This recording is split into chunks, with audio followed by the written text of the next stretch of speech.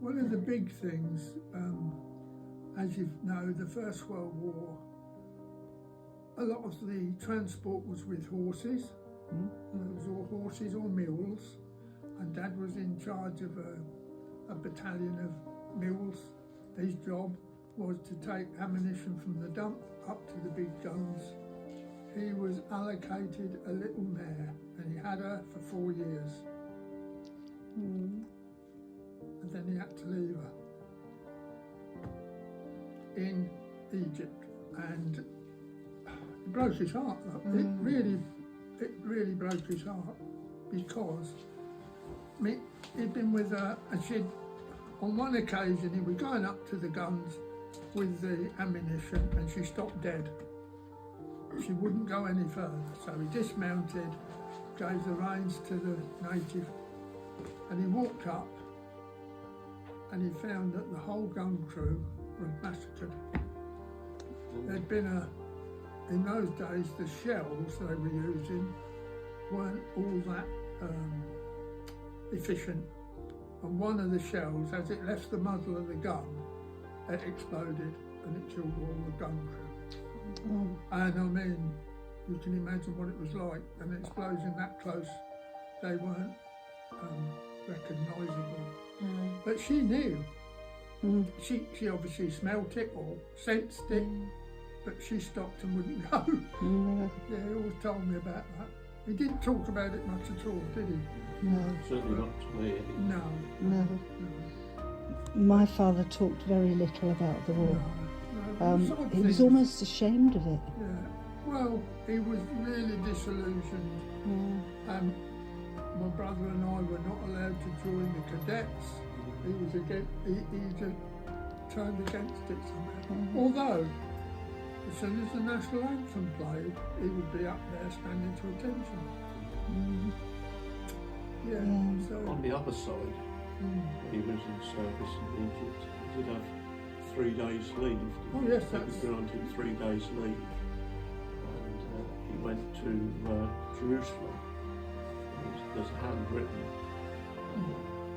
account of everything he saw and did on those 3 days leave, and it was like the opposite side of the story. You know, he was, how can you put it, explaining about Jerusalem and all the different architecture and stuff like that, and but it's in the middle of a war. You got 3 days leave to go from wherever they were. El Kantara. To go to Jerusalem and have 3 days off. Totally different. It's a handwritten account of what they did on those 3 days, which makes really interesting reading. Beautifully written, you have got it here. What were you saying about his daymares? That post. It would be. Well, he would get he would be having a nightmare. He'd be remembering what was happening and what he'd experienced, and it would be. Yeah, it was in a state, wasn't it? Terrible. Mum would say it's all right, he'll come out of it, but we were both young lads, weren't we? I can't actually remember that. I can remember him suffering because of what was happening, what had happened to him. Do you think it had an impact on your mother when he came home with that level of PST? She died actually, didn't his first wife died, you see, and she's buried at Tolgrove Church, and then we're an issue from his second wife. We met Mum at the Red Rock and Starkins. She was a waitress in the cafe, and he met her, and the rest is history. When the next war happened, how old were you then? I was born in 39, so May, the war hadn't started, but by September it was all gone pear-shaped, hadn't it? September. He wasn't actually in the Second World War. No. He was in the Royal Observer Corps. He did, yeah. Yeah, he did his bit. During the Second World War. Hence the pictures of aeroplanes. Yeah. So do you think the Second World War had a big impact on you? Were you evacuated? No, we lived in You had village. evacuees.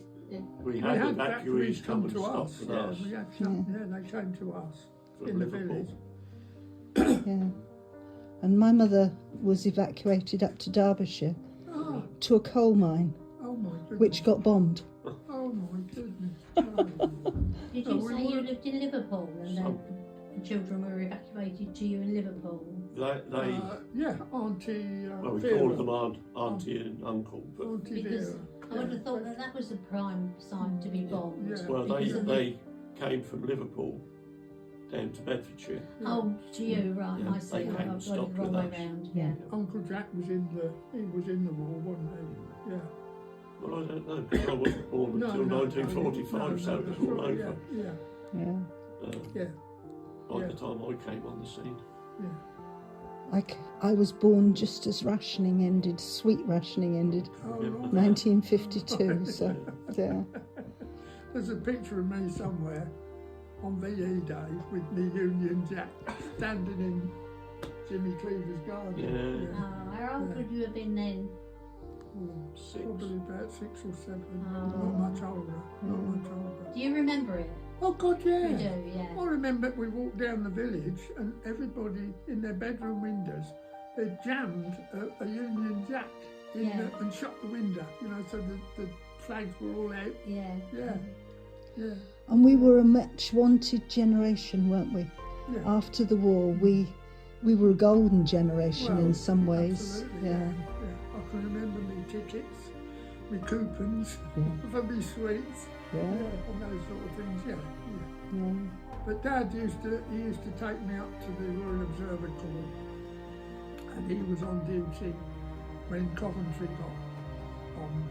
He could see it. It was a big glow in the sky, Yeah. and that was it in Bedfordshire. Coventry's way up, isn't it? Yeah, Coventry would be 55 miles away. But we were a target because Vauxhall Motors in Luton were producing tanks in those days, and of course the Germans got to know they were a target, so we used to get quite a few planes coming over. Mum, my dear mother and I were put under the stairs because we were told that was the safest place if a bomb hit the house. Where was Dad? He was out in the garden.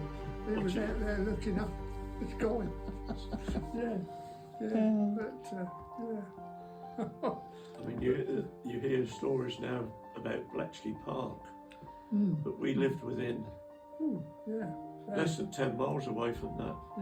And even as a child going through early childhood, primary school and then secondary modern, we didn't know anything about Bletchley Park because it was so top secret. Yeah.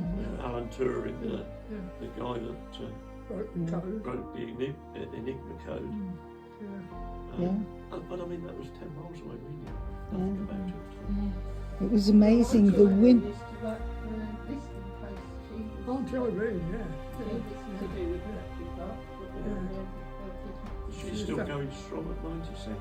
she's Is still she? going. Wow. She used to was here a few weeks ago. when her shift finished at night, she would wear a man's cap and put a cigarette on and have to cycle how far? 5 miles to Tingbridge.